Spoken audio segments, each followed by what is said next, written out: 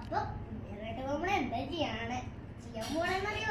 നമ്മൾ കളിക്കാൻ പോണത് നമ്മുടെ വീട്ടിലുള്ള ചെടികളാണ്. നോക്കി, ഇങ്ങനത്തെ ചെടികളൊക്കെ ഉള്ളൂ.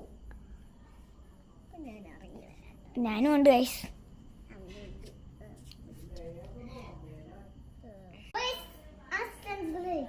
അത് നമ്മൾക്ക് പകൽ സമയത്ത് ആണെങ്കിൽ ഇതൊന്ന് ടച്ച് ചെയ്താൽ ഇത് ഇങ്ങനെ വെച്ചിട്ട് ഒരു സാധനം ഉണ്ട്. ആ സാധനത്തിൽ ഇങ്ങനെ ടച്ച് ചെയ്തു അപ്പൊ അതോണം.